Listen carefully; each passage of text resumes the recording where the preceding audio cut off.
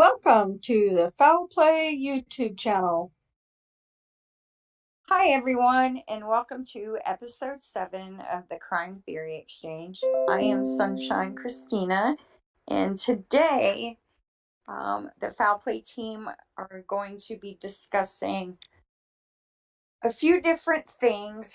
Ripperjack Media brought a case to our attention, the Nicole Baukus case, and it kind of ties in to what last week's episode was about, and that was deceptive tactics by prosecutors and investigators, and how they are intentionally presenting evidence and witnesses that can make the media, public, and jury think an innocent person is guilty of a crime.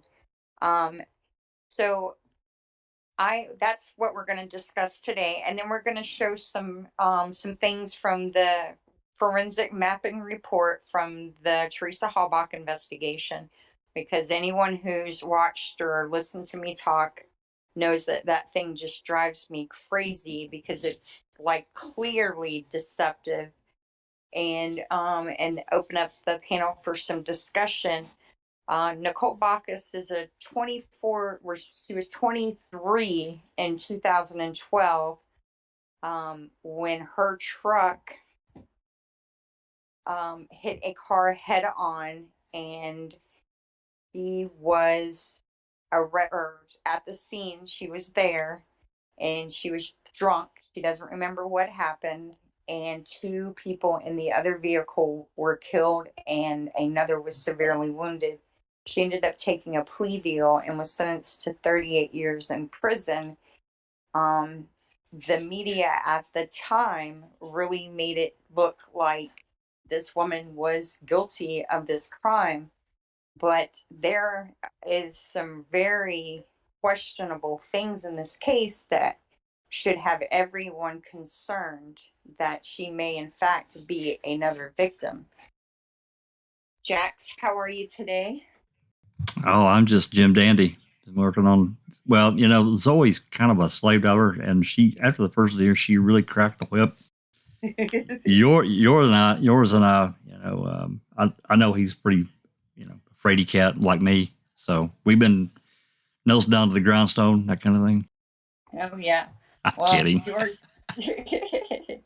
Well, Foul Play's had a busy January so far. Yours is interactive map premiering. I mean, that thing is just a phenomenal research companion in the Teresa Halbach case and trying to understand what was done. I mean, that's a lot of time and effort to really try and give the public a tool to easily understand the investigation and actually see all the evidence collected instead of just what was presented at the trial. It's really cool. He did a great job. Anybody that wants to research that thing's a must have. Yes, I agree. I guess we should introduce everyone. Yeah, okay. No, you're good. Go ahead and introduce yourself, Joris, please. Yeah, I just wanted to add that once you start making a map, it's never finished. So I got some good feedback from other people to upload some videos to it, because that's also possible. And well, I already did. So if you check in now and then, it's a different map. But it's been a busy January for me. So it's a work in process, really. Yeah, it is. Yeah. Awesome. Yeah. Oh, all good here. Mm-hmm. So, well, thanks. I'd like to, if it's okay with you, Christine, I'd like to say hello, everyone in the chat, Miss Piggy and Catnet, Supermod. Oh my God, be still my heart. Jazznaz, TTM Fangirl. Who else we got in here? I'm gonna pick on a little bit. If I didn't say it, hello, Miss Piggy. I'm seeing a bunch of Paul Ward's here. Sherry Lynn, welcome. Dark Side, another super mod. Woohoo! 2 super mods in the house. And free Nicole Baukus. Thanks for coming. Really appreciate it. Really appreciate it. This is as Christina said, this is I mean, I've only had time to give a cursory glance at the case. I've just had other things to do, and but this video that we're going to show some clips from the Ripper, and I want to be clear now. I've talked to Ripper, and he's all good with me showing this clip. This is the first clip that he did. When we get to it here in a few minutes, this is the first one he did, but he really explains it really well. And I was talking to Christina, and it's like, if he's okay with it, there's really no needing us to explain it again, what he's already done. And he's got it laid out pretty well. So I want to thank him. All the links there's a link in the video description to Ripper, to his channel. Please check it out. He's got 3 videos. Correct me here if I'm wrong. I want to make sure I'm right, Christina. This first one is 17 minutes worth. We probably won't show all of it, but we're going to show some clips and let everybody talk about it and see what they think. The second one's like 4 hours and something. He really goes into a lot of different things. And the third one is at like an hour and 20 minutes. Is that right? I think it's 17 minutes, an hour and 20 minutes, and then 4 hours. Okay. But all right. yeah, yes, I think that's how he presented them. Yeah, and it's really interesting. I make sure that I want to discuss. I think that this case is going to be a case where it's easy to show that prosecutors and sheriff's departments are they're trying to influence the media about their perception of this case. What you're not saying they're neck deep involved here? No. No. Well, go ahead. there is a article, and I linked it, and it's the title of it is "Mother Asks for Help as the Killer of Her Child Comes Up for Parole." I'm like, wow, that's really harsh. And it's on the Montgomery County. Here, let me pop it in here. Yeah, police reporter. And I encourage everyone to go there only because there's videos of that night at the bottom of the article. But I always like to see who's writing the information. And so I went to see like who owns this website, and it's a husband and wife team, and the wife is a supervisor for the Montgomery County Communications Center for the Sheriff's Department, and had to get off of I may get this wrong. I believe she worked for the DA before she went to work for the sheriff. So that's interesting. And the husband, I think, used this case specifically to springboard his YouTube channel. And also, there's a reporter here in these videos. You'll see if you go and watch these, and the link to this website is in the description. If you go to and watch, I watched a couple of them. I can't remember the guy's name. I think it's Scott, somebody. I apologize for not writing that name down, but nonetheless, he's the one that the 2 that I looked at. It's to his channel, and I don't have permission. I mean, I could probably, as responding to his content, I probably could play some of these, but we've got others. We need to get to the beginning of the case first, anyway. So yeah, but you're talking about Christina? Scott. Yes, ma'am. Just before we go any further, in case it's well, and it probably is important to what you're talking about. Free Nicole Baukus says, one small correction so far. It was not really a plea deal. She changed her plea to guilty mid-trial, so there was no actual deal. Okay. All right. Yeah, thanks for that. I know that the trial was in process. Like I said, I've only spent a couple of days looking at this case, and I kind of wanted to just kind of more look at that. I always like to see who's involved, right? If this person could be innocent, what kind of judge allowed it to happen? What kind of DA would prosecute a case like that? and what kind of reporter would write an article titled that way if there is a chance that this woman could be innocent, right? And so thanks for that correction. What video do you have up first, Jax? It's going to be Rippers. We'll start going through it.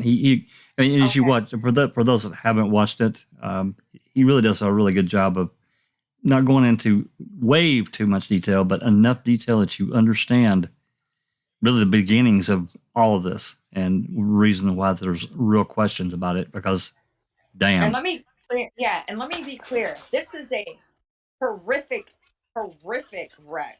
yes, And two people tragically lost their lives, and someone should be held accountable for that. The problem is, it looks like Nicole Baukus may very well be a victim as well. And so, how is that justice for the people, the family of the victims who passed away? And yeah. how is that justice for Nicole? In no way are we trying to minimize these families' loss. No way. No, That's not it at all. We're justice seekers. We want, the right person to be, dealt with by the justice system in whatever way that is, Hey, Yeah. I see somebody special just walking into the house. Dr. Silkman's in the house. Yay! Hello, Doc. It's good to see you there. I see him in chat. I don't know if he's here in Discord or not. I haven't had a chance to look, but yeah, I'm ready to. Yep. Yeah, I just wanted to say that I just had a chance to watch the first hour of Ripper's video. That's an hour 20 long. Yep. And so it's really my first exposure, pretty much, to this case. But I see some really disturbing stuff, I'll tell you. Oh, so, yeah. Anyway, just wanted to add that. Absolutely. Any other comments, Susan, or yours? Have you guys? I mean, has anybody else there had a chance to watch any of this at all? It's here in Discord. Not me. I'm just open to it. I'm really looking forward to getting into it. Sorry, yours. I haven't watched anything either. I think you're both going to find this interesting. I can't handle any more interesting in my life. You have to put your big boy panties on. Because Zoe cracked that whip. I'm telling you, she cracked that whip and she scared the crap out of me and yours. So this case deserves your interest, Rhonda. Absolutely. Yeah. I know it does. I know. I'm in it. I'm in it to win it. Let's do it. All right, but I know what you're saying. If any you guys here on YouTube that have YouTube muted, you're probably going to have to unmute when I start playing. If Christina, are you ready for me to start playing some of Ripper's video? Yes, please. Okay. This is the very first one that he did that I'm fixing to load. Now, I guess I better get it turned on here. Yeah, this is the very first one he did. It was explaining the case. So let's take a listen to a few minutes of it, and then we'll pause and discuss. Here we go. Good afternoon or evening, everyone. Ripper here. We're going to change pace today and talk about a different case. I'm just going to give you a little bit of information today, and tomorrow afternoon I will do a live stream and we are going to dive into this case. We're going to talk about this case because I've got some information about this case that people need to know about. Now, I came across this case because Nosy Rin tagged me in a post on Facebook. It could have been 2 months ago by now. And then I think a week before Christmas, someone else tagged me in a Facebook group regarding this case. So you can Google or search, however you do it, Nicole Baukus. It's a horrific case, horrible case, or accident, or manslaughter. 2 people were killed. You have a drunk driver that was driving on the wrong side of a highway, and you have a head-on collision in which 2 young people were killed. It doesn't matter if they were young or old, it's 2 people. And then another that was injured. There were 3 people in the car that was going the right way. Nicole was in the vehicle going the wrong way. And her alcohol limit, from reading media reports, was 3 times the legal limit.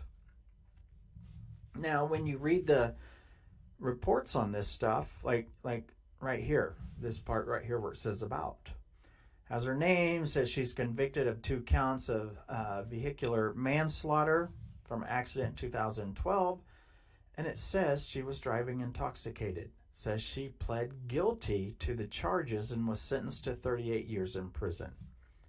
Now, you might be asking, well, Ripper, she pled guilty, so what are you looking into this case for? She pled guilty. And if you go read the media reports and everything, everybody says she was the driver. She was convicted and she pled guilty. Here's what you don't know. She was so drunk, she doesn't even remember. She was blackout drunk. She doesn't even remember that night. Now, she might remember details after she was told about certain things. You know how sometimes you might not remember something and someone starts refreshing your memory and you might remember bits and pieces of things.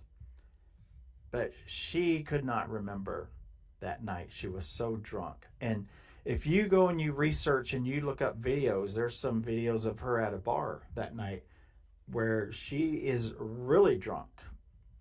And she's walking out of the bar and she's staggering. And she had no business driving. And she got in her truck and drove away from the bar. So it looks like she was drunk.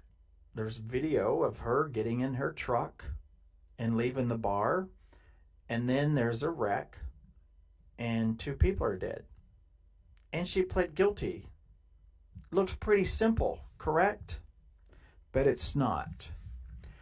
Now, I'm going to show you, whenever I got tagged the second time in this Facebook group, I saw a video. And I'm going to show you the video here. And then tomorrow we're going to talk about some information that I was given about this case. And I don't think she was the driver. I actually think she was framed. I think she was framed. I'm not 99% sure. I'm 100% sure she was framed and she was not the driver. And tomorrow I'm going to show you stuff. I'm going to play some audio recordings from law enforcement that was at the accident.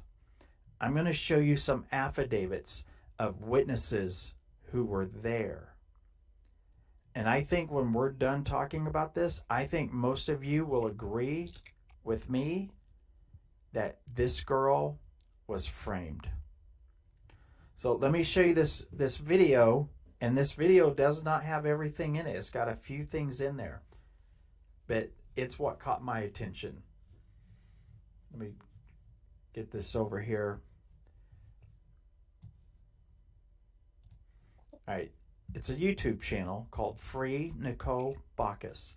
Now, if you look, there's only 124 subscribers. So go to the channel, hit subscribe, hit the thumbs up if you want. You don't have to, but it's free. I'm going to play this video. And there's some things in this video that when I saw it, I thought, whoa, what? So let's watch this. All right, there's Nicole there.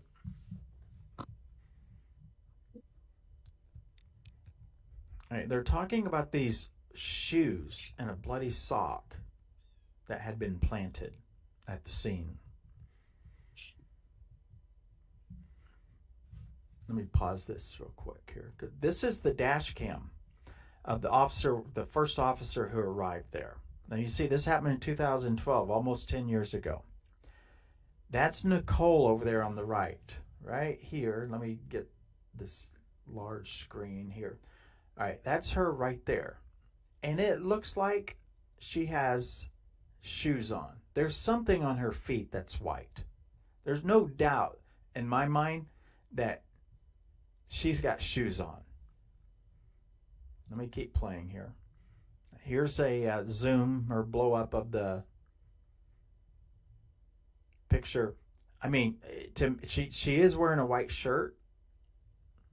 There's a bar video out there that shows her wearing a white shirt and these white shoes. So it's definitely wearing a white shirt and looks like she's wearing white shoes. Now, the first officer, I don't know if his name is Rivers or Rivers. He was the first one that pulled up. It was his dash cam there that we just saw. And it says here, 6 minutes after he arrives, he turns off his dash cam.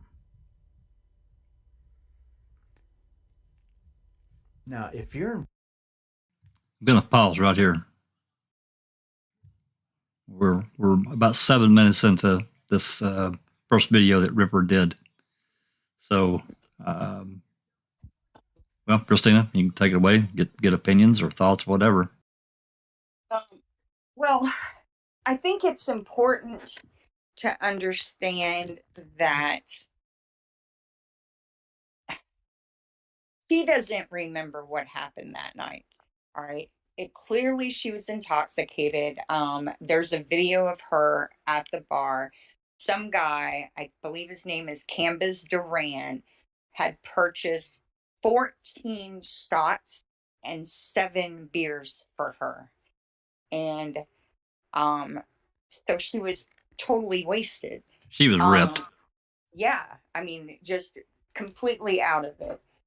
And for some reason, I think Ripper's going to talk about it in a few minutes. The officer who arrived on the scene had his body cam and audio on and then turned them both off after a period of time. And when he first arrived on the scene, if you look, and Ripper's going to talk about this, but pay attention to Nicole's feet. And that's all I'm going to say. Just make sure you pay attention to her legs and her feet. Absolutely. And then you will, and why would any officer turn off their body cam and their audio at a scene such as that? If there is something gruesome, what they do is they blur it. We've all seen First 48. We've all seen body cam footage. They don't turn it off. You Right. always running. That's the purpose of having it. It is a great tool to help solve crimes. Let's get some first impressions. Yeah, for sure. Checking convictions, Linda. You've seen some of this, right? Oh yeah, I kind of know a little bit about it. In the chat though, Free Nicole Baukus says Darren did not buy all of her drinks, but bought several that were consumed late in the night, and she had 23 shots, completely drunk. Also, I'd like you to pay attention to what she says at the scene, realizing that she is completely smashed. That's very important too, what she says. Okay. Susan, impression. Susan might not be able to talk right now. We'll come back. Oh, there she is. Sorry, I lost my headphones there for a while, so I haven't heard the last little bit. Oh, first impressions of what we've looked at so far. Oh, well, it definitely looks like she has white tennis shoes on. Agreed. Not sure what else that would be. Again, completely agree. Yeah. Okay. Yours? First impressions. Yeah, I was still getting into it, and yeah, she had white tennis shoes on. That's how much I got. But on the other end, whether that policeman set that camera off on purpose, I don't know. I'm not sure what the interest of the interest of the police doing that in this case is. And I'm not sure yet. Maybe there's a clue coming up. There's some stuff coming, and it's weird, but. Rhonda, first impression? I did watch this premiere that Ripper had done.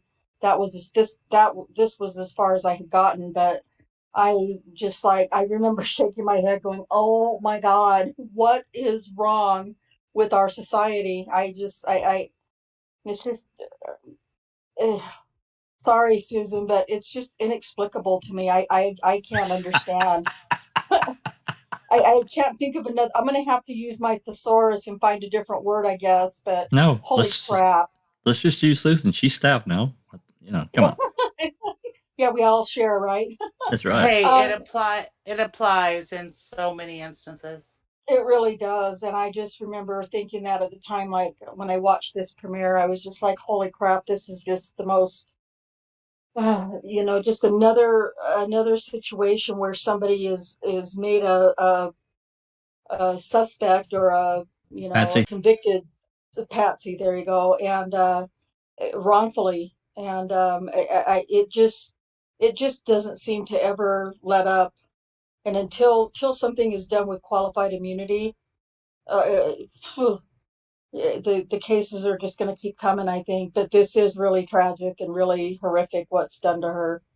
We got a Um, comment from Free Nicole Baukus. yeah, I put a few of her comments in there because she does know the case, and so I want to Yeah, make sure we're recognizing things she's saying. absolutely. I just actually saw this. Rivers turned it off on purpose. He stated in an affidavit because he thought his purpose was no longer needed since DPS troopers were on the way and a fatality is their case. Wow. No. Okay, I have Rhonda, what happened to Daniel? Because he turned his body cam off because he was almost home. No, there He, were no he body cams. Oh, no. I'm They didn't sorry, he have turned body cam. his, Oh, his ABL. yeah, he Yeah. turned off and he got in big trouble for that. Well, he didn't really get in trouble for it. It had only been so this happened in June 18th, and that memo had come out, I believe, in I want to say March or May. For whatever reason, it's one of the 2 months that it came out. But they that memo had just come down, just a month or two before the June 18th incident, and it was that they were not to turn their ABLs off anymore until they got from destination to destination. But Daniel, as well as other officers, were in the habit of doing it, and it wasn't like he. I mean, they like to make it out like he got it in his mind that he was going to assault another woman, so he turned off his ABL and assaulted her so they couldn't track him. It was nothing like that at What a all. crock of shit. Yeah. So Yeah. See, but do you see what I mean, my point is an officer turns his off on the way home from uh-huh. being done and it's used against him, right? Yep. Right. It was Yeah. a computer, not a body cam. As Yeah. motive.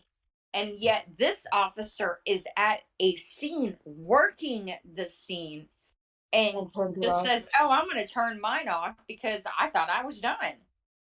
I mean, it Yeah. just doesn't, it's all about how it's presented, Perception. right? Perception. It really is. It Yeah. really But is. he's still present. Correct. Even if he thinks he's Still, done, he's still present. It And should be still still on the working scene. it. Yeah. And still Well, working it. yeah, as we'll see when we start the clip again and he gets a little more into what Ripper's talking about, you'll see why it's really important. These moments get lost. They're and they could have been easily been digitally saved for future reference. It's really important. So, I'm ready to roll some more of Ripper whenever you're ready. That's fine. Rip some ripper. Rip Okay. some ripper. Alrighty. Okay, there we go. Should pop in there. All right, here's some more information. We're going to start getting into some of the nitty gritty surrounding, what he sees as problems, and I think the rest of us do too. So here we go. Investigating a crash. And one person was, I think, killed instantly. The other one of the witnesses said, was still alive. There were 3 people in a vehicle. 2 of them ended up dying, but one was dead. The other was still breathing. The other one was really struggling, but they lived. And then there was Nicole. You see that?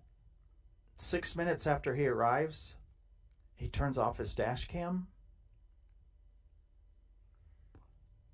If you're investigating an accident with fatalities, you don't turn off your cameras. You leave everything running. You want to capture as much as possible for the case. When there's people that have been killed, you want as much information as possible. And if you can get video, that's the best evidence you can have. He shuts off the dash cam. Makes 0 sense. And then we see here, less than 2 minutes later, they find her shoes in the driver's area of the truck. And if you look right here, there's a shoe right here. You can see this shoe here. There's another shoe right over here. You can see that. And then you see a bloody sock right there. So there's a shoe here, a shoe over here, and a bloody sock. This is the driver's airbag right here. So if she was wearing shoes when he pulled up, how did those shoes get there? How did that happen?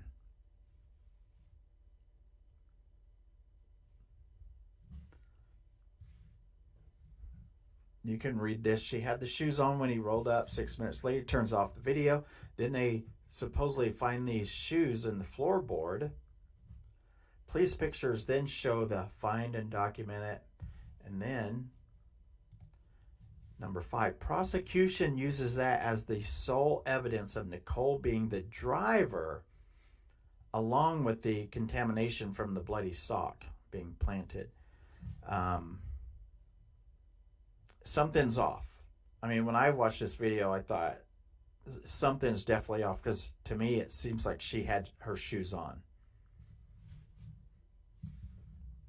And we'll keep going. This video is not very long, just another minute and a half. All right, a clip from his affidavit, because this did go to trial, but she ended up pleading guilty at some point in the trial. But at the trial, he testified that she was wearing her right shoe that matched the one he found in the truck.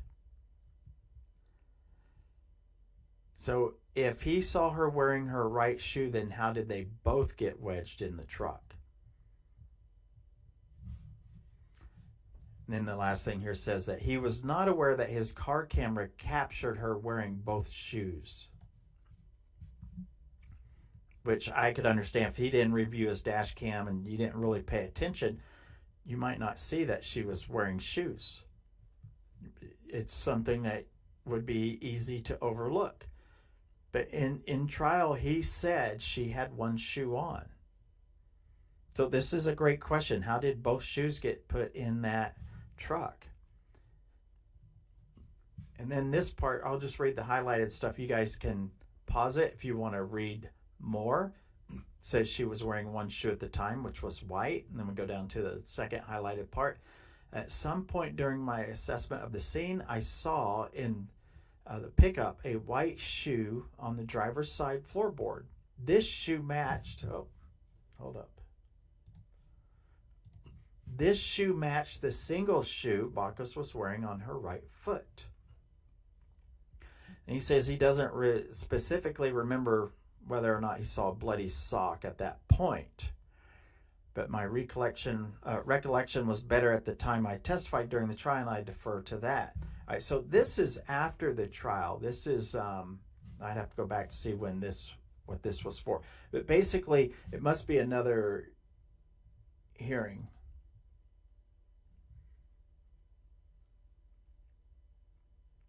There has to be another hearing or something for him to say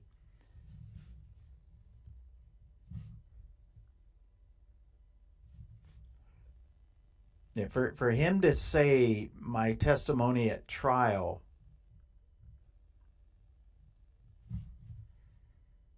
or is he talking about his report? Hold on here. It was better at the time I testified during. So this would have been at a later date. So there might have been some questioning of some sort. Something happened. But instead of him answering any questions, all he's going to do is say, whatever I said at trial is what I'm going to say now. Yeah, I don't know. Whatever I said at trial, that's what I'm sticking to. So maybe I missed something on the previous screen as to what this is about. But this is odd as well. Because we know there were 2 shoes in the driver's side. And some might be saying, well, maybe it was just one of her shoes and someone else's shoes. Well, if it's someone else's shoes, whose shoes are they? And I want to pause it right there. That's about another, looks like about 5 or 6 minutes, whatever. Getting a little bit deeper into what they did, what happened in this case. And I want to point out, and maybe others can comment on this. There may not be anything nefarious with this officer Ruevers. I don't know him. It does seem really strange to me that he's in the midst of this horrific car crash. He turns off his dash cam, he turns off his microphone, and he turns off his camera. I really don't understand that because he's still there. Yeah, I agree wholeheartedly. I just put in the chat. I think that there's an article that I found where Nicole had to petition her trial judge in order to get a copy of her trial transcript. Oh, you sent that to me. It's like, yeah. So they wanted how much did they want? $5,000 and $5,000. Now mind you, she's convicted. She's doing 38 years in prison, and she has to prove that she's indigent. Wait, now I have to let me. Does Larry Ladvino work down there? Because he sent me a $5,000. Oh, wait, it's for a different thing. My bad. Yeah, it's like a page out of Manitowoc's playbook, right? God Almighty. And I just want to say, I'm sure everyone else feels like this. I really have a hard time understanding why a person has to pay for a copy of the trial transcript that was just used, especially people in prison. You should be given a copy of the paperwork that took you and placed you in prison for free. Depends on the state. I mean, a lot of times, what I've observed, a lot of times the lawyers will get their own copy and they'll make a copy for the defendant. But hey, before we get too far here, I want to say and welcome Nazir into the house. Hi, y'all. Hey, Hell, Case, you got your tagging people and you wouldn't start trouble. Dassey. Me? What are you talking about? No, this one the page came across my Facebook page and I got to reading and I was like, what? And then I clicked on the video and I didn't read it all at first, but the first thing I saw was those shoes. And then I went to the pinned post at the top of the page. There's a page and then we made the research group, but the actual page, it gets thousands of hits on it. It's a great page. Y'all should check that out too. But I wanted to ask you, the page that's in that group, I tried to go to that page and at first Norton kicked me out and gave me a big red warning like there's viruses. Yeah, it was crazy. I tried for like 20 minutes to get into that page and I never could. He wouldn't let me in. That's weird. I'll resend it. What'd you do? I didn't do anything. I got the hell away from it. I was like, well, wait a minute. Well, hold on. No. But yeah, I was reading at the top of that page, they have a post pinned where it says all the questions that they typically get asked and whatnot. And it had all the answers to it. But when I watched that video and I saw her shoes and then I saw the shoes wedged under the pedals, I was like, wait a minute. she was wearing the shoes. And that's when I went back and I just started tagging all you guys. So yeah, it's crazy. Well, again, I don't mean it from my perception. We just said that a minute ago. Something weird happened, and there was really no call for that first officer on scene to shut off his ability to capture. No, and what I don't know if y'all have covered this because I came in late. But both of those officers are not there now. Oh, no, we have not covered that. Okay, well, yeah, one works a security job at Walmart. So. Oh my, little downstep there. Not anything against security people at Walmart, right? But, right, but it just makes you be like, that's awkward. Yeah, and Christina, isn't there an issue with the judge that's involved in this too? Yeah, Michael Seville. Is that how you say his last name, Nosy? Do you know? Is it Seville? I would just roll with what. Yeah, just it could probably be said a couple of ways. I don't know exactly. All right, because I've only read it. I haven't seen it said, and I don't want to, too bad. But it's, he sentenced her to consecutive terms, and I think that I think she was probably thinking that it was going to be run concurrent. He has this media show to declare her indigent, to kind of embarrass her some more so she can get her trial transcript. But then he himself is so ethical. I believe what he did was he used jury registers, like, how they pull names for the juries. He used that as a mailing list for his campaigns. What the fuck? So he gets busted, and he has two choices: resign or go join Nicole in prison. So of course he resigned.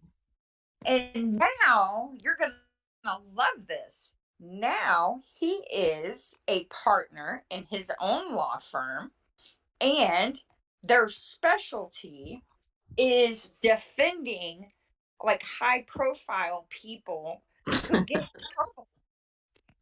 Just like as in this case here, in Nicole's case.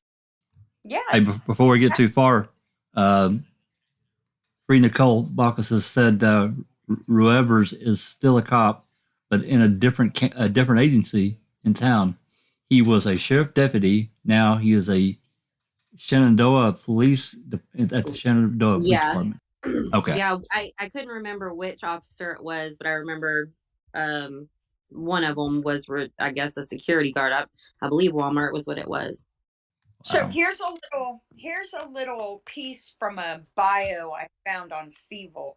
When Texas physicians and other similar healthcare professionals face criminal misconduct and other high-stakes career-threatening issues, they turn to Judge Sealer. Now remember, he had his judgeship stolen away because, he couldn't be ethical. Yeah.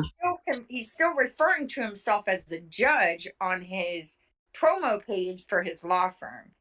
That's like Pratt still promoting himself as an attorney too. Yeah, exactly. And when you have people like that involved in a case, then everyone should start to question, especially, and then you have video of a woman clearly wearing two shoes that somehow end up in a truck.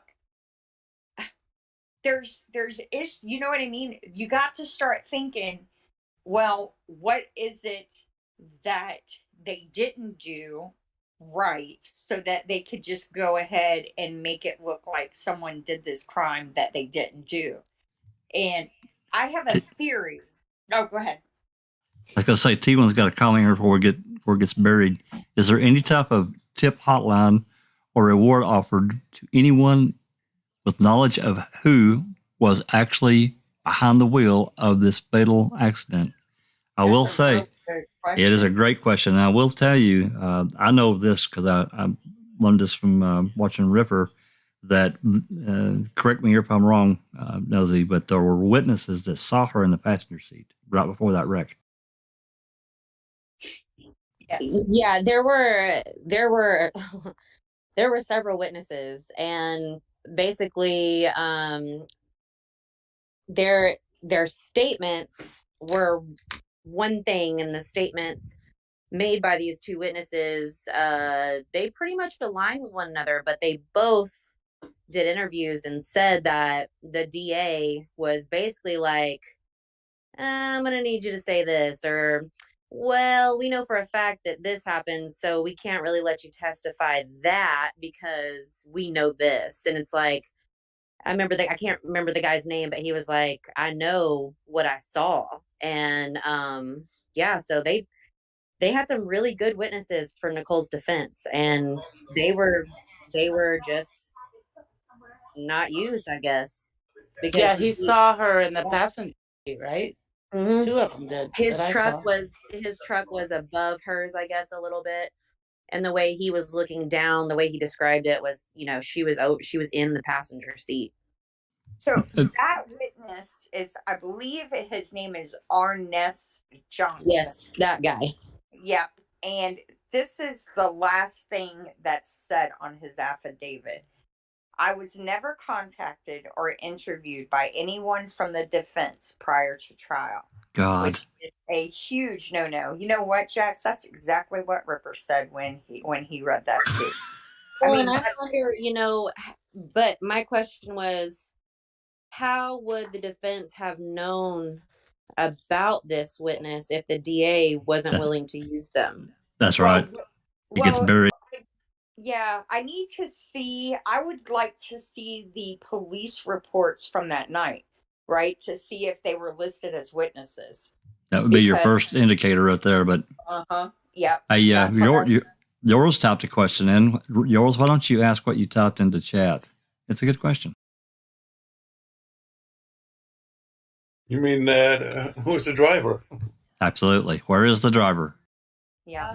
Or is it driver? Is there anybody else identified? Do we know where he is? Well, I think. Go ahead, Nursing. Regarding like his situation, where he's at, what he's doing, we know where he's at. Some people know where he is. Well, so there was a guy. Who is the driver? I guess is really. I mean, that's what I want to know. Who is the driver? It would be Candace Duran. Yep, Candace Duran, the guy who got her drunk at the bar. Yep.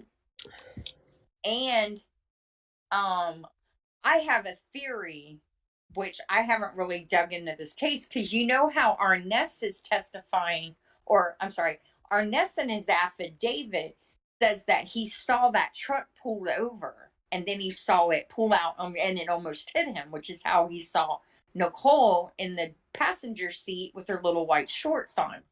I think that that Candace had pulled over to sexually assault her. You know what I mean? I think that's why they were pulled over on the side of the road. I want to say that she was getting sick. I could be wrong on that. I feel like I heard that somewhere or saw. Yeah, I haven't seen that. But why else would you feed a woman that much alcohol? Well, I mean, she was a bartender.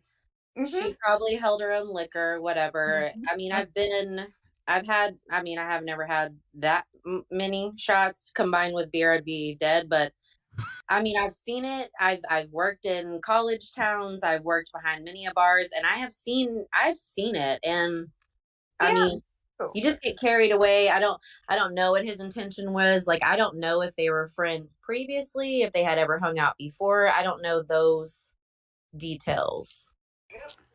Free Nicole Baukus says Duran did not buy all of her drinks, but several of the last ones she consumed that night. And then he left with her.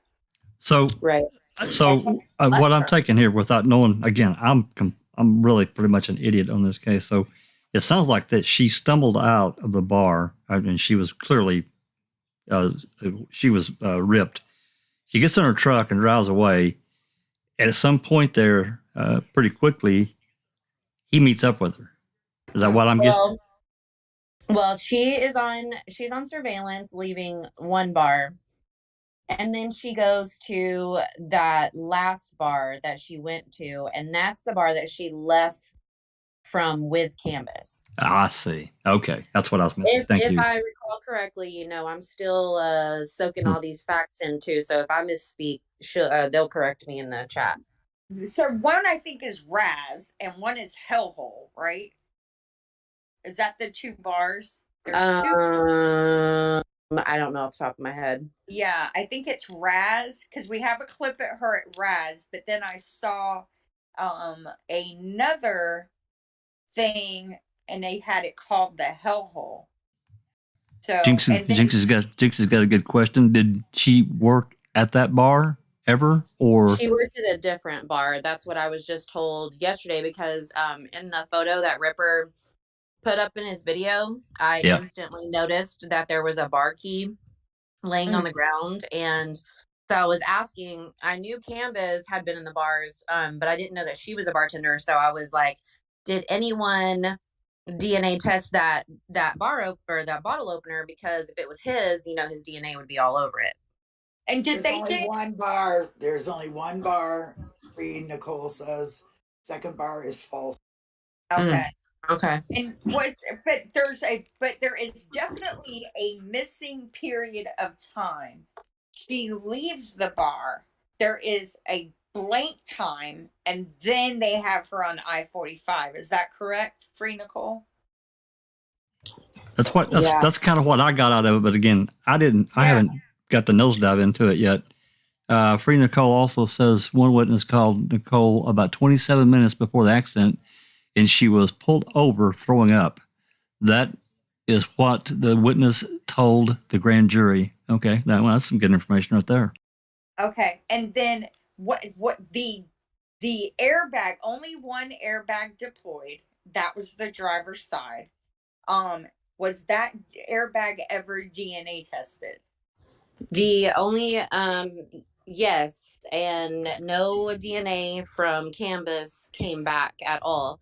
And the thing about the airbag is, she had heavy makeup on, and the airbag is spotless. Oh, interesting. She left on the rocks at 2:03 a.m. And the accident happened at what time? Looks like she says Nicole leaves at 2:03 a.m. and there you go. Thank you, Linda.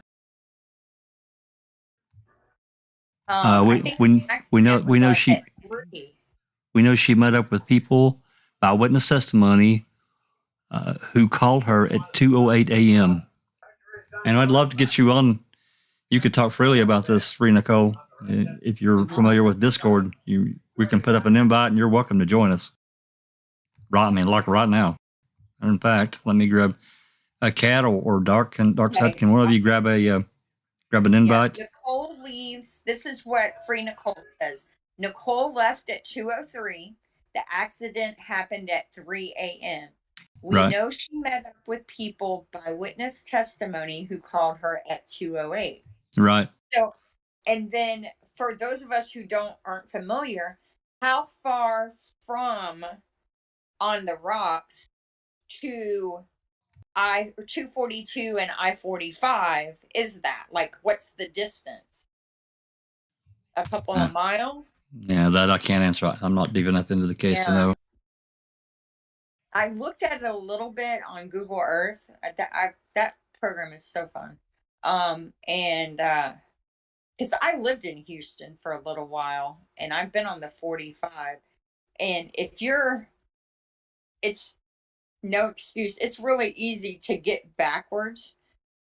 So they obviously, when they got on the feeder road, they thought they were on the other side of the road, I think, whoever was driving. So. Okay. How could it not have DNA? Well, I know a lot of airbags are packed with like a lot of powder. I don't know what that powder is. It's not like baby powder, but it is some type of powder. So I don't know I don't know. I can't answer that. Okay. Yeah. This case just definitely deserves a second look. And a third. And a third. It really, I don't know. I know she's coming up for parole again. Is she trying to get an appeal to try and get a new trial, or is she trying to get, because I signed, can we make sure that we put a link for the, there is a link where you can go. All you got to do is sign your name. The letter's already filled out, and it goes to the state of Defense. Texas, parole board, because she's coming up for parole again. And there's definitely a media campaign to keep her in prison. But yeah, if she's innocent, she doesn't belong in prison, and they need to be looking for the person who was driving her truck.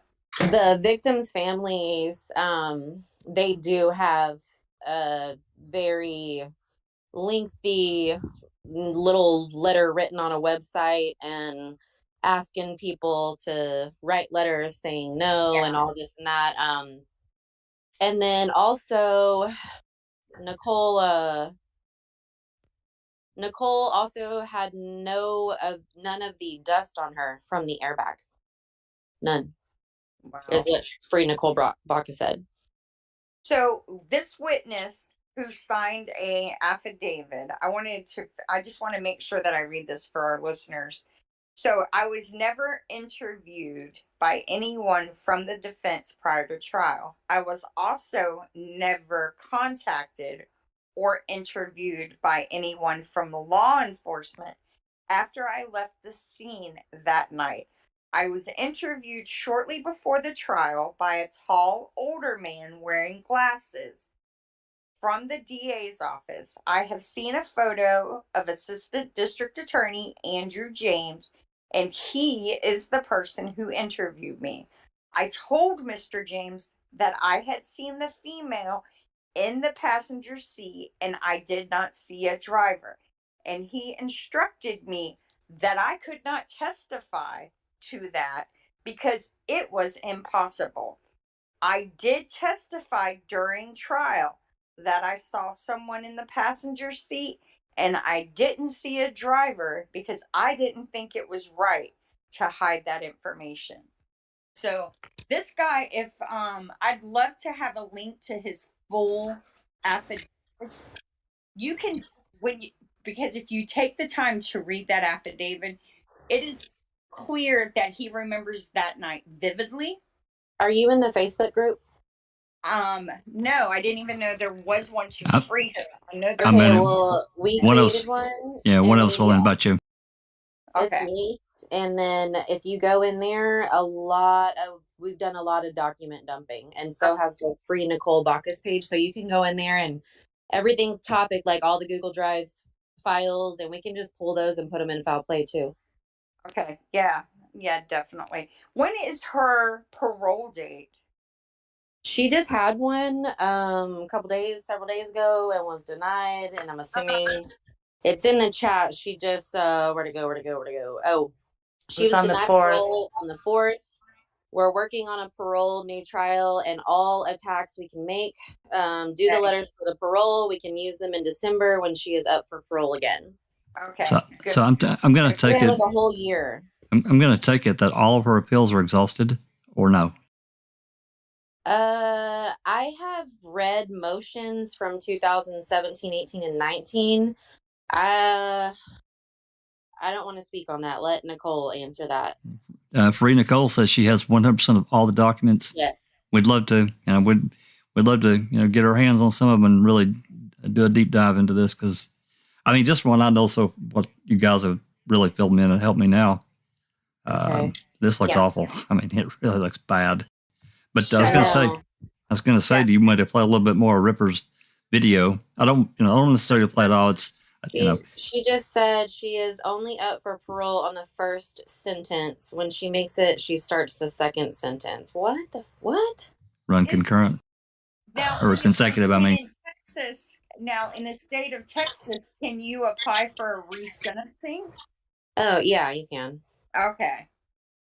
Well, even why would they have sentenced her consecutively. Because that judge was an asshole. What the fuck? Yeah. I mean, Well, with all wrong. the problems that he's had and this and that, I Yeah. mean, she might have a nice shot at a resentencing. I don't have a problem with the real person responsible doing 38 years for what was done here. Okay, she said that they're in the COA right now. Okay. Court of Appeals. Good. Yeah. Okay. Yeah. Good.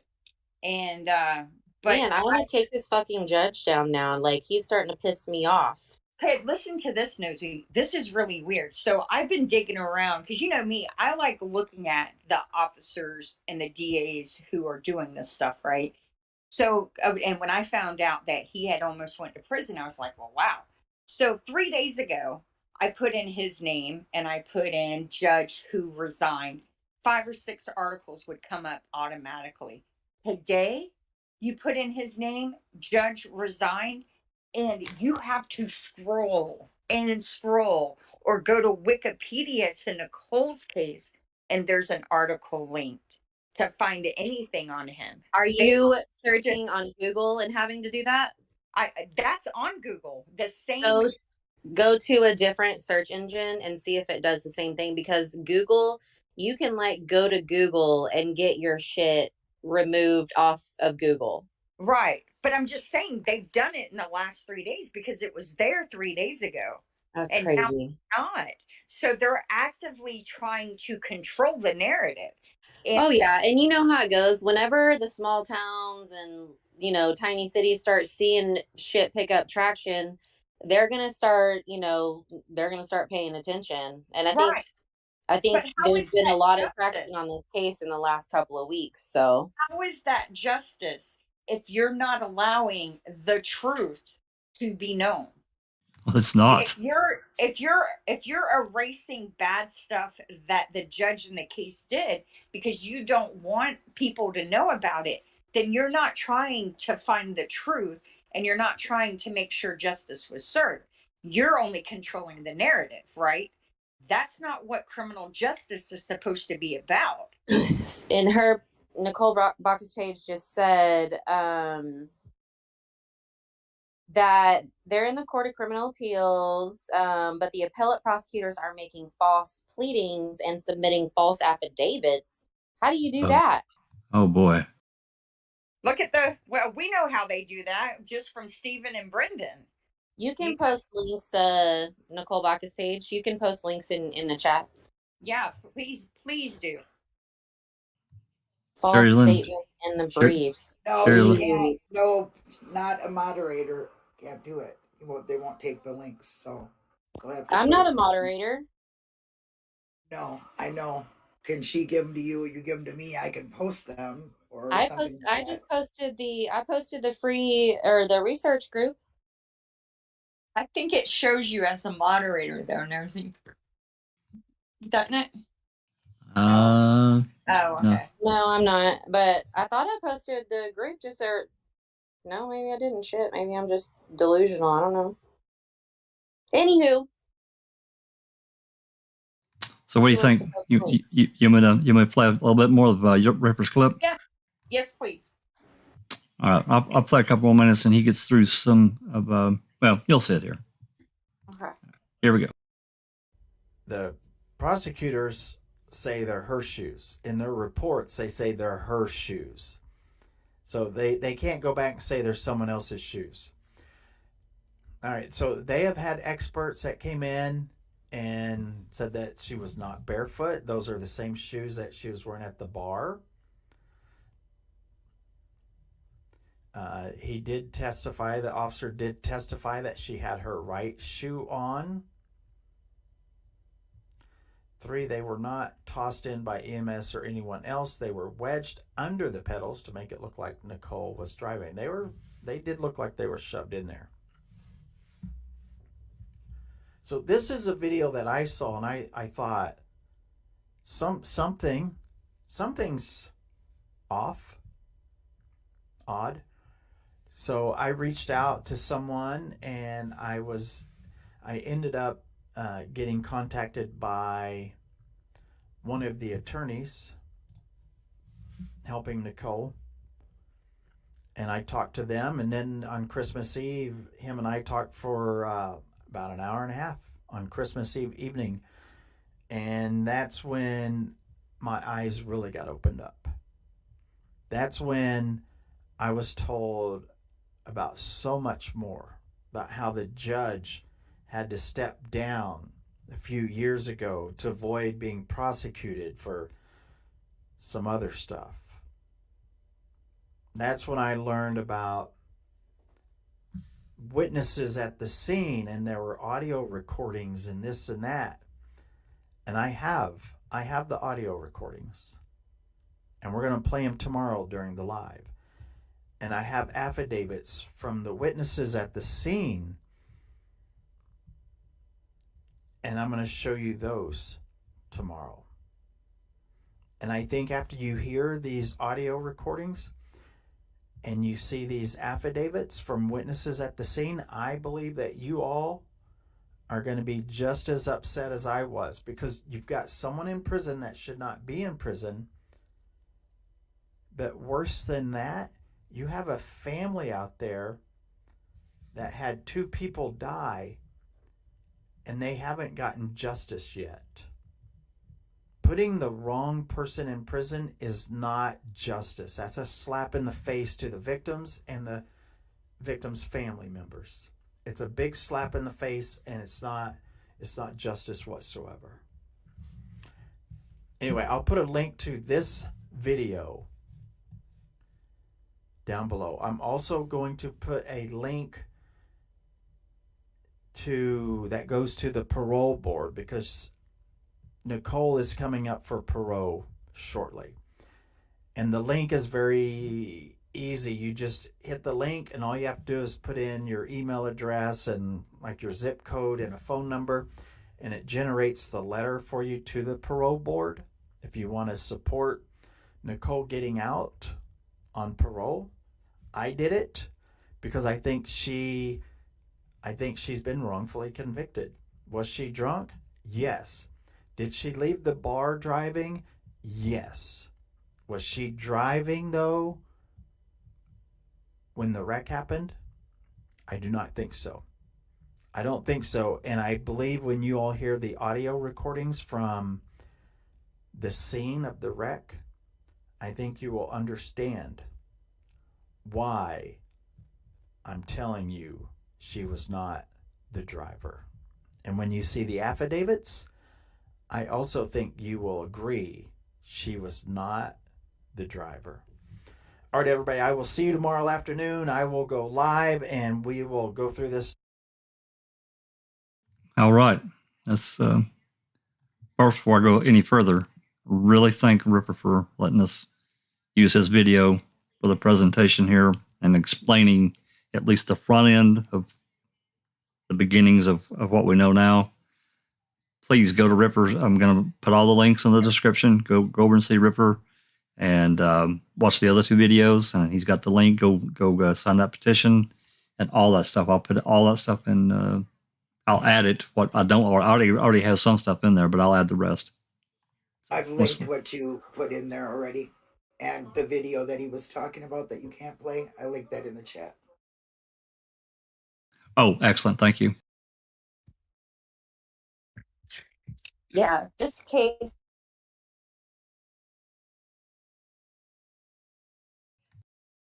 Oh, we lost you, Christina. Are you here? A wrongful conviction. Oh, there you are. You dropped out. Yeah, I'm sorry about that. When you're dealing with a wrongful conviction, there's just certain things that you see, right? You see witness statements and testimony are different from the beginning to what they say on the trial. You see questionable actions by officers that just really don't make sense. And prosecutorial or judges who have been in trouble for doing things that prosecutors and judges aren't supposed to do. And the shoes, I mean, it's clear she had Lost you again.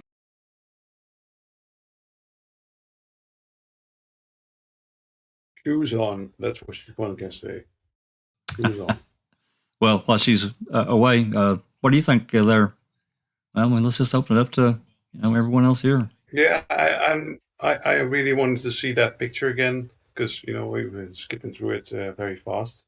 The picture of the camera still of her having those shoes on because. Oh, okay, that's not a problem. Hold on, while you're talking there, I'll do that.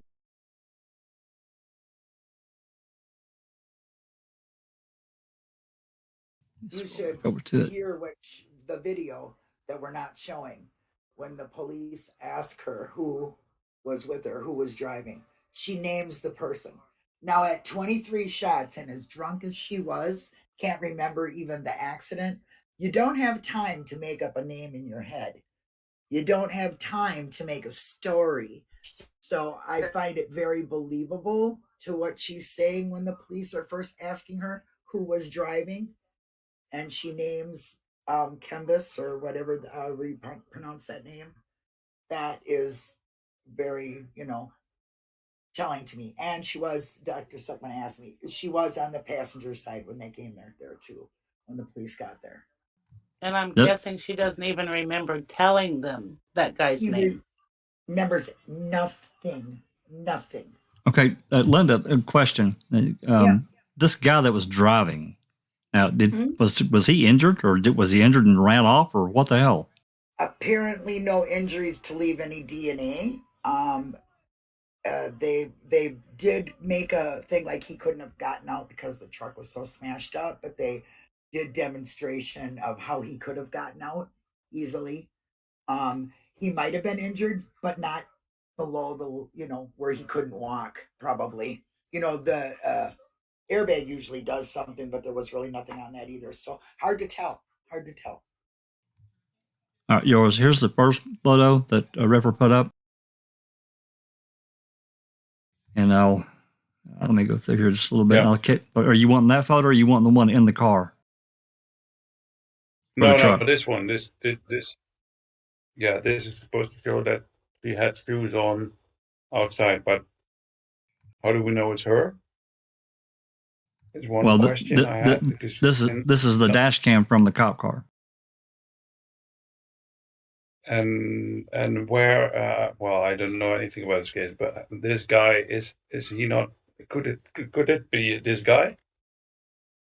Well, she has white shorts on. Do you see that, yours? I can't really make that out. But if that's the white shorts, yeah. Here you go. Definitely tell a white shirt. Where's the close-up, Jed? Or the zoom in? Of the shoes inside the truck? No, of her standing there. There you go. I was going to say it should be there right there. If you zoom in there, if you look at it this way, you can tell it's shoes because otherwise she would be having one shoe on and one sock, isn't it? Yeah, you'd be able both to tell. Shoes are in the car. Absolutely, you'd be able to tell. You'd definitely be able to tell a sock from a shoe, and they do look like shoes to me too. I agree. Because there's a little difference between the shoe and what's up there, the shorts. There's a little black line between them. See that? Yes, I do. Yeah. Kind of makes them out of shoes, yeah. Your feet would look smaller with socks than that. They kind of look bigger with your shoes on. Absolutely. Yeah. Yep, and if you wore white socks, there wouldn't be any black line between the shoes and. Even if you had ankle socks on, you'd be able to tell. Your feet would be so much smaller than what they're showing there. Yeah. At least that's my opinion. And then her shoes. I just want an extra zoom into that. Yeah, and then this photo, or that one on the right there. I mean, that's really crammed down in there. Number one, if somebody's foot was, I'm not understanding really why I kind of get it, but somebody's shoes somebody being in their vehicle or in a vehicle and their shoes off, but I don't know. I mean, to me, yeah, I don't know. And that bloody I'm sock. Now, wondering. oh, go ahead. I was just gonna say, I'm wondering why there's no body cam footage of him walking up to her. Yeah. Yeah, He wanted to hide that, I think, right away. I they've mean, they've honestly, clipped it, or because she was in the passenger side. There was no driver. Okay. You know what I mean? They said, like, what happened here, you know? So, being that she's so drunk, he can just go, well, she's not going to remember any of this anyway. So, but now stick the shoe underneath the gas pedal, make her look like she did it. But you after know, you've already taken pictures of her feet, yeah. But now this guy, did he leave the scene, or did he stay there? yeah, no, the supposed driver was nowhere to be seen. Ah, okay.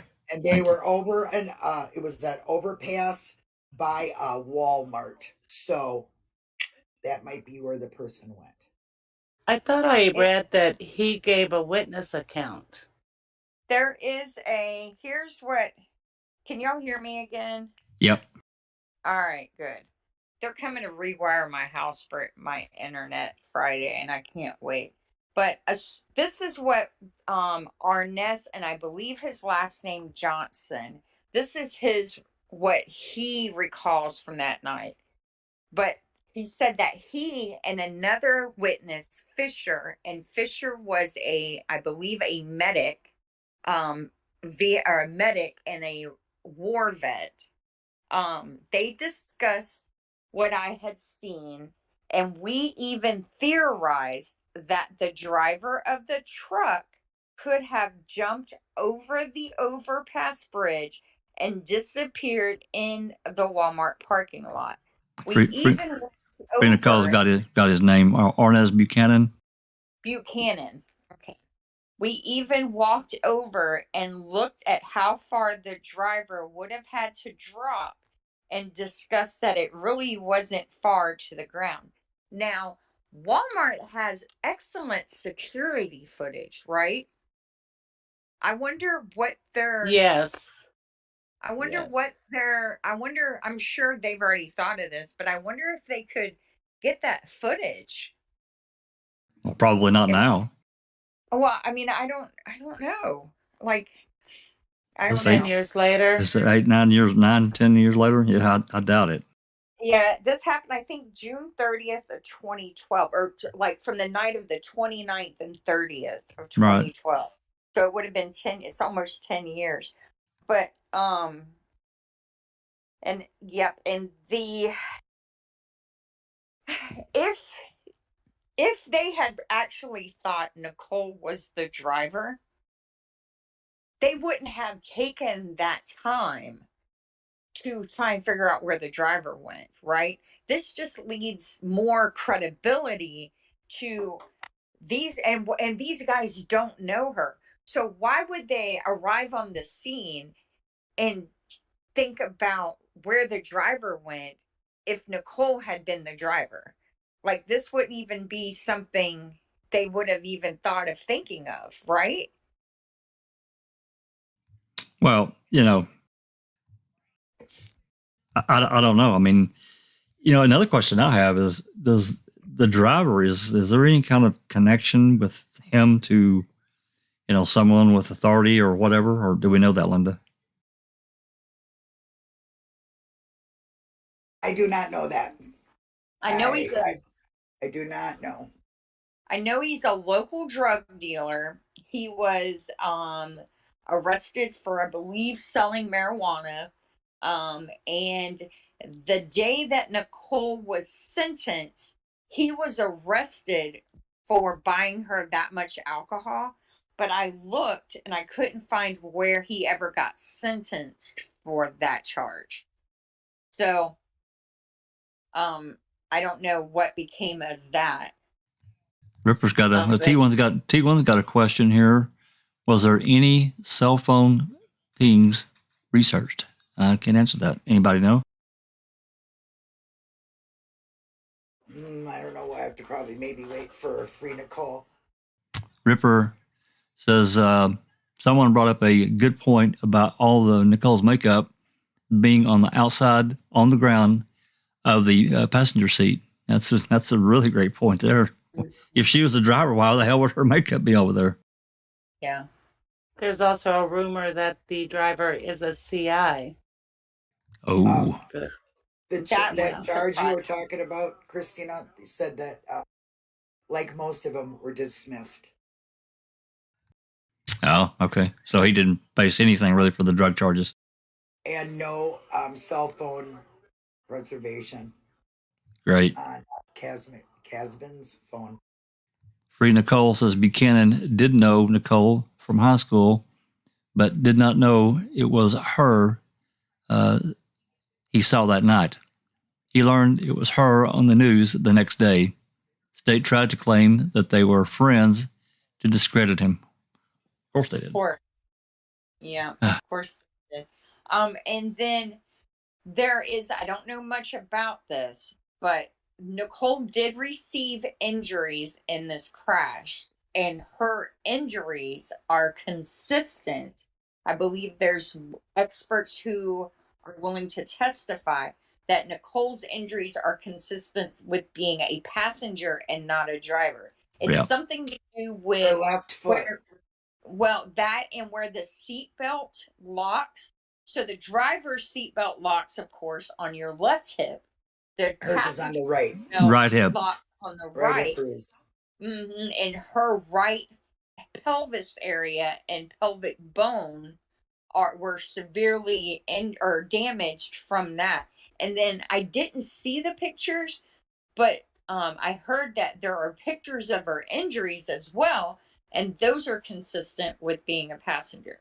I am curious, one, where did the blood come from that was in the truck from her? What injury? And two, how did they get her foot? She had a compound fracture on the top of her foot. The bone went through. So that's why her shoe came off. Okay. That's why they took her shoe off. Yeah, but I would imagine that would be it. Yeah. And on her hip, and the blood on that sock is hers. Yes. Yeah. Okay. So they take her shoes off to assess her injury. The cop picks them up and shoves them into driver's side to set her up. That's bingo. That's what it sounds like. Yeah, that's exactly what they did. Free Nicole says Nicole's only injuries were fractures of the third, fourth, and fifth metatarsal bones. Also, a hematoma in the left internal oblique muscle. I'm not sure where that is. And the top of her foot. Okay. Thank you. I think the metatarsal are the bones that connect your toes to your feet. Yes. Right. Because they're called the same. They're the same in your hand. Your hand bones and feet bones are metatarsal. It just makes my foot that just makes my feet hurt thinking about it. Yeah, left foot fractures. Yeah. So I have a question, JJ. Has the discovery been FOIA'd? So all evidence has been collected. Well, Free Nicole says she's got all the documentation. I'm not sure what all that entails, but maybe ask Free Nicole if she's gotten all of the discovery or photos or whatever. I guess I just did ask. I just did ask. Mm-hmm. You did ask, yeah. Yeah. Good. I do for some extra FOIAs. That's what I'm saying. I mean, just what she said a little while ago sounded like she's got everything in the case as far as what was presented. So it'd be interesting to look into it. Yeah, we would definitely love a copy of that, and maybe even I mean, I don't mind looking into it at all. I love looking into stuff like this. We're not addicted, as Dr. Silkman would say. No, we're not addicted, are we, Doc? Wants to know what documents we're looking for? The discovery. Yeah, the discovery would be nice first, and I want the witness statements from the scene. Police reports and pretrial documents, motions, and so forth. I mean, that's because that's your police reports is where the beginning of the investigation goes into, and that's where the pretrial stuff begins. So yeah, definitely try and get a hold of An email for pictures. Ripperjack does. I'll put it in the chat right now. Mm-hmm. And I'll message him too. Or here, Jack, so you can just share with everybody. Will you share with me? Oh, absolutely. Yeah, whatever we get, yeah, we'll definitely share. Anyone that's interested in the case. Dr. Silkman, you guys are not addicted. It's a vicious rumor. Yeah. T1 says, so that was a Wednesday night out at the bar. Interesting. Mm-hmm. Well, I guess if she's a bartender, I guess when they get a night off, it's probably, I'm sure that they're probably busy, that region's, Mm-hmm. Oh, yeah. Well, Houston is, go ahead, Glenda. I'm sorry. Nicole said, police reports, we have our coordinated and copied between two agencies. 100% story was staged. We know all about that stuff. Yeah. Oh, yeah, absolutely. Well, we know how how it is when they want to tell a story instead of investigate a case, for sure. Also, I would be interested in any information on the officers or the judge or the DA. I wanted to share this one other piece of information. I came across this is about, so that Montgomery County police reporter website is run by a husband and wife team. And that's where that letter supposedly from the mom is on there. Please keep my child's killer in prison. And the woman's name is Jamie Nash. And this was written about her on Nash's Twitter page, where she hasn't posted for several years. Nash claims that she handles the flow of information for Judge James Metz and Constable Rowdy Hayden. Nevertheless, judges in Texas don't have communications directors. No Montgomery County District Judge, County Court at Law Judge, or Justice of the Peace, other than Metz, has any sort of communications person, because that has nothing whatsoever to do with the function or purpose. So they are actively employing people to promote narratives of these cases. This is a judge. A judge is supposed to be unbiased, right? That they're supposed to be an impartial person to make sure that both the victim and the defendant's rights are met and justice is served. But this is a judge who wants a person to promote him. And so it just that all comes down to election stuff, right? Yeah, and yeah, well, it's not just elections, it's also because she's also using this website to promote, to promote a narrative for a story here.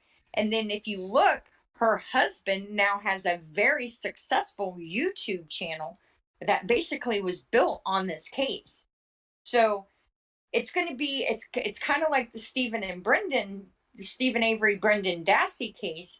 They've invested so much time and energy into making this woman out to be I think one of the quotes was self-absorbed, self-important murderer is how they worded Nicole Baukus. But if she's a victim, that's a lot of crow. That's a hell of a lot of crow these people are going to have to eat. Well, another thing that bothers me, when you were digging around and looking at stuff last night, is that the fact that if she's connected to the police department and then they built all this stuff around this case. I mean, people can, it's a free country. I guess people can do whatever they want, but it has this feel of conflict of interest, I guess is the best way I can. Yes. Yeah. Yep. They said that they didn't even look for the supposed named driver until 5 years later. Oh, great. So is Canvas Duran the named driver? Yes. Or Yeah. it Yes. is? Okay. And she said Camdis, like that in the video, audio that I heard. She named him like right at the scene. So to me, you're that drunk, you don't even remember anything. You're not going to have time to make up a story, you know? Yeah. You're And just I'd love not going to be pulling names out of your, Rear your brain's end. not thinking. Your brain's not thinking. I mean, you're like, okay, here's the cops. Well, I wasn't driving. Who was driving? Because she was in the passenger side. Who was driving? And then she just named him. I mean, makeup on the outside of the car on the passenger side. She was on the outside. Her injuries are very direct for a passenger, not Not a driver. a driver. And a person that's small like she is. Those airbags can do a lot of damage. You'd have bruising in your face. I've seen people that have been hit with them going 30 miles an hour, and you get bruising. Black eyes. Yeah, I've seen it too. yeah. Both So it's sides. just doesn't none of it. It stinks high water. It does. It's really terrible. I would like any information there is on this Canvas Duran as well.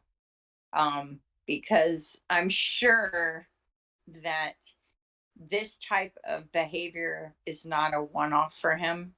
And there are probably other stories about what kind of person he is floating around. Well, that's why I asked if there was like some kind of connection between him and those in authority that they would. Well, okay, I'm just going to say it, protect him. Yeah. For their digging, right? Yeah, exactly. Well, I've never been blackout drunk, but I've been pretty ripped before, and I mean, you get in, you think about those sections of time, when you were out doing partying or whatever, and there's just gaps. There's just nothing there. It's just gone. It's like, okay. And Nicole says Canvas has more than 30 arrests on his record. Oh my God. Most got dismissed. Wow. He was driving fleet Canvas, yes. Now, what does that sound like? Who does that sound like? Who else do we know that has a bunch of police or criminal charges dismissed? Gregory Allen. Mm-hmm. Yep. And what did he go on to do? Yeah. Or what was he doing before that too? Had his way. Yeah. In every way, in every which way possible. Continue to increase his crimes. That's right. So it wouldn't surprise me. Cops who are willing to do things like this have done it before. And people who are willing to leave a woman to take the rap for them have done stuff like that to others before as well. So yeah, I'd also like to know. I'd like to know what happened at trial that made this made her make this decision. I get it, though she's probably under a lot of pressure and other things, but I'm curious as to how that all turned about. That during trial that Canvas's charges stem from DWI, manufacturing drugs, possession, and etc. Oh my God! I saw an article when she pled that said, quoted her as saying, "I should have died that night too." I couldn't imagine not remembering what happened, but just knowing that I wasn't driving. And that you took some lives. Yeah. Yeah. That these people died, that I was so wasted that I can't even remember it. I can't remember to defend myself. These people think I'm a murderer. They're framing me. And she just probably wanted it over, right? That'd be my guess. From personal experience, my motorcycle accident, I could not remember anything, and still to this day can't. But I do know I was injured, and they told me what happened, but I don't know, so I know what that blank feeling is. But I can't imagine somebody telling me the next day that I was involved in an accident that took other people's lives. That Yeah, that'd I be just, rough. That'd be yeah, rough. But yeah. we all know that we've all heard that people that have hit their head in an accident, that those memories or they may be there, but you can't recall them. They're just not there. No. And Free Nicole says her lawyer did not investigate. He put on involuntary intoxication. When that defense was not working, he had her change her plea. They never put on the defense of her not driving. Oh my God. Talk about ineffective assistance of counsel. Oh my Jesus. God, yes. Well, I'd love for KZ to get her hands on this one. That'd be a ripper. Yeah, that's definitely an IAC claim. I think I read in the chat where I think that's one of the claims they're using in their PCR. So it's hopefully that It is. yeah, hopefully that we can find something, she can get some Relief. at least get relief, at least get the case back into court and have the evidence re-examined. I'd also be interested in seeing the reports from, we have a person who's really good at looking at the forensic stuff, so any of the testing, I'd like to see that as well. Dr. Silkman says, surely there's plenty of reasonable doubt here. I think there is, Doc. Mm-hmm. Yep. But these departments are all about closing cases. Conviction, then find the truth later. Let it fall where it may. Yeah. Yeah. Fire. Exactly. Yeah. Well, Montgomery County, just from the little bit that I've looked at, just seems like another Manitowoc. Honestly, it looks like it's a county run by people who are only worried about making more money and not about community policing and justice. It looks like they're just in it for the bucks. To me, that's all town USA. It's everywhere. It's sickening. Yep. It is sickening, and especially in little towns, where they're all grandfathered in, like Manitowoc. Civil asset forfeiture. Don't even get me started. Yeah. Hate it. Yeah. All right, Christina, we're at an hour and 40 minutes on this. Did you want to cover any of the other stuff in this one, or what? No, I think the only thing we were going to talk about in the Stephen and Brendan cases was the forensic mapping report, and everybody knows about that already. So let's Rhonda's going live soon to talk about Daniel's case, and no, I don't. What is today? Thank you, Nicole. See, I'm leaving tomorrow. Yeah, you're thinking it's Wednesday already because we're done. Jesus. I was going to say Thank Nicole. Thank Nicole. Yeah, no, I won't. You're good as far as I'm concerned. I'm not. Okay. I'm not going live tonight. Yeah, no, but I need to get ready to go. I'm going to go play at a racetrack for 4 days, help my brother and sister-in-law out. So that's going to be interesting.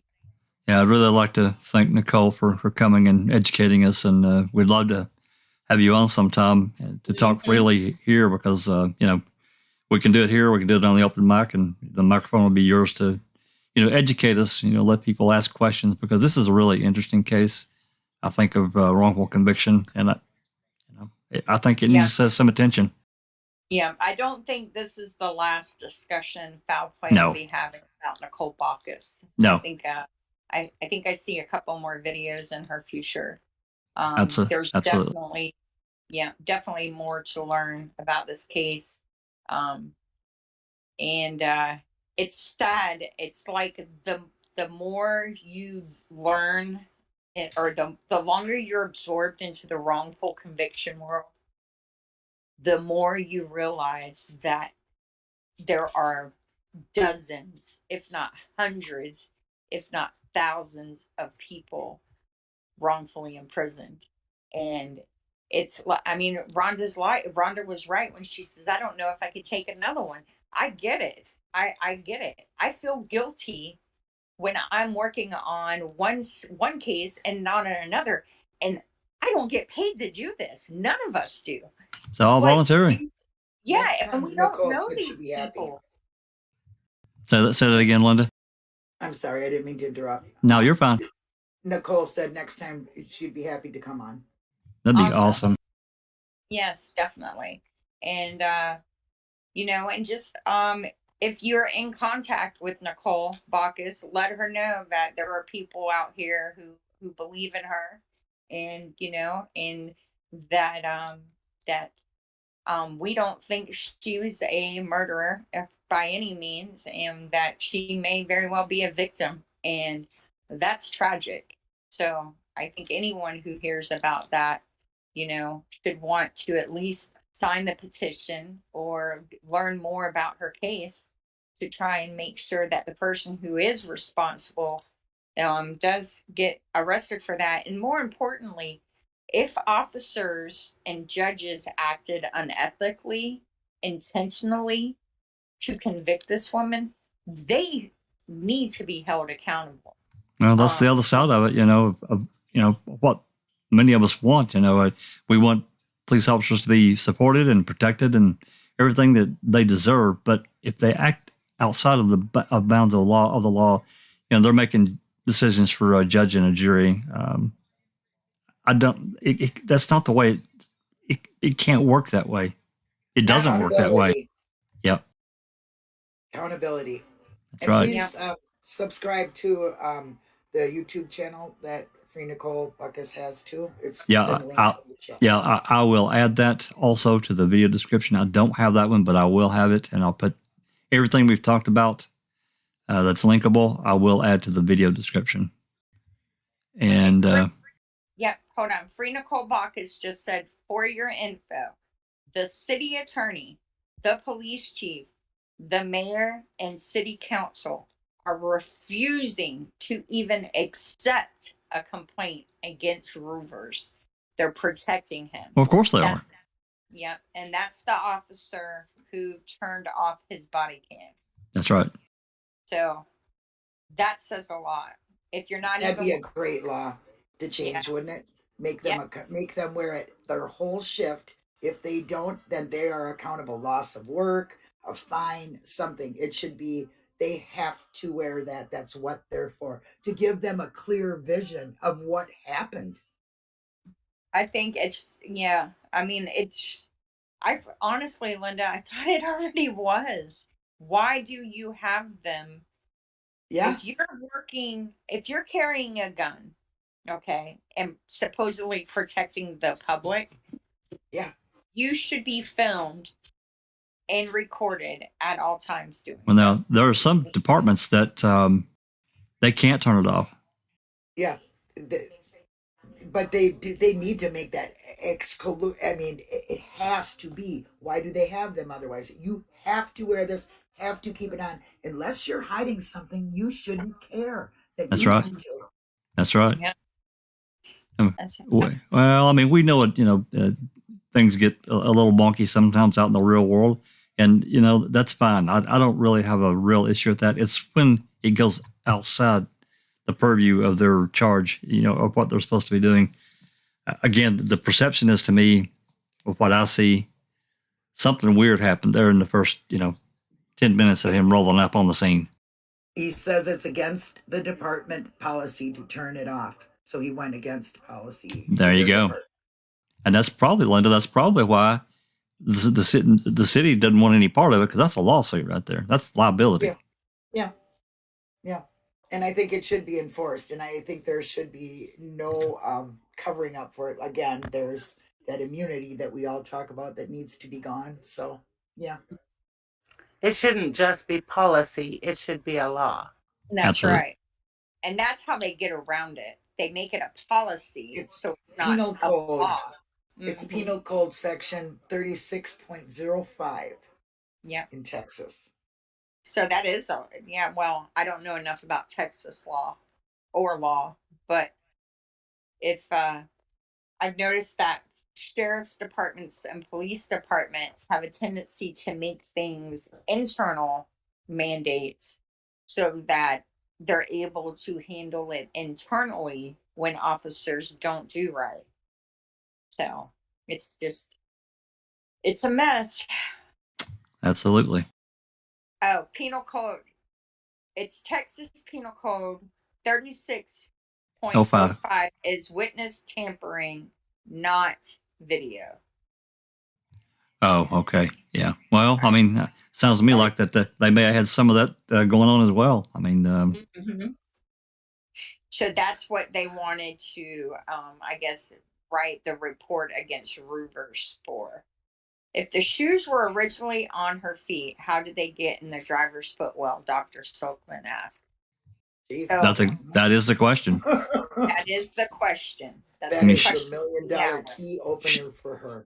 She was so drunk that she doesn't remember anything. And they, the cop could have said, "Hey, we need to get them shoes off. Looks like you got a foot injury."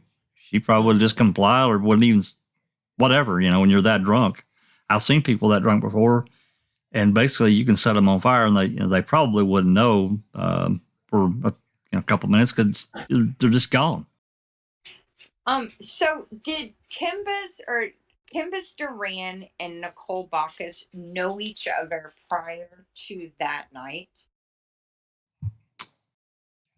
That I don't know. I haven't heard that. I don't know either. I would assume they did. I mean, she worked at a different bar. I mean, they were partying in there. I don't know though for a fact. Yeah. So Free Nicole says they knew each other for a few weeks. Okay. So he could have just been somebody that came in the bar and they chatted it up, and then when she had a night off, they met up. Mm-hmm. Okay, fair enough. Watching the bar footage, it's like there was like two guys like for sure on her, buying her drinks, buying her shots. I mean, you know how guys are in a bar with the girl, so their intentions were probably get her home and get her laid. You know what I mean? Something like that, and I mean, that's what I'm taking it as. Yep, I have to agree with you. Yeah, he's working on. I don't know how he lives with himself. I don't know how he lives with himself. He's a criminal. He has no conscience. Yeah. Well, obviously. You know what this says to me? This says to me that his intentions were with her never good from the start, right? If he could so easily let her do 40 years for something he did, his intentions from the start were not good for her. Oh, I'm sure. No, I'm sure he was just trying to. He was just trying to get. But yeah. But just an assumption, though. I mean, right. Great discussion. Thank you very much. I'm glad you did this because I'm very interested in the case. Absolutely, and there's definitely got to be more. Either I have to thank Ripper. Yeah, thank Nosy for tagging Ripper, right? Yeah, thank Nosy for tagging Ripper Jack, and definitely thank Ripper Jack for volunteering his video for us to use. Yeah, please. I thought was very cool. Oh yeah, Ripper's a stand-up guy, and head over to his channel and watch these other two and videos if you're interested in the case. Get more information, and I'm guessing that over the course of the next while we'll be getting even more information. So. Yep, and and thanks everyone for coming. And what's next for us, Rhonda, tomorrow? Since today is Tuesday and not Wednesday. Yeah. I'll be good to go tomorrow. Yeah, she's gonna be talking about that really good guy Bob Macy from. Wait, did I say that? We're gonna start with Bob Macy tomorrow because I feel like it's important to understand the corruption in Oklahoma County's court system. It's important to go back to Bob Macy. That guy, oh boy. Yeah, he's. I'm gonna get some quotes that he's made in Death and Justice about cases, and I'll pull some other things for you guys that I don't know if I'm going to make a video and just let that play or a presentation. I might do a PowerPoint. I haven't decided yet. But it should be at least interesting for people who aren't familiar with that evil being. So yeah, thanks, Christina. Yeah, And thank you very much. in case Free Nicole doesn't know, we like to take cases apart bit by bit by bit. No doubt. But we're not addicted. No, Not at all. Yeah, we tend to read every sentence and pick out keywords that may or may not mean anything, but they mean something to us. So we are some case pickers for sure. Not that we get anal about that kind of thing. No. Well, if you read, That's not in my personality, Jack. I mean, I think if we just went down the line and figured out how many people, how long we've been on just one case, I think they'd get the idea. Yeah. Well, Avery case for me 6 years and 30 something days or 30 days, whatever, 20 days. There you go. Yeah, I'm a baby. Well, still, I mean, yeah, we got, Rhonda, be tomorrow afternoon, 5 Central. 5 p.m. Central. Yep.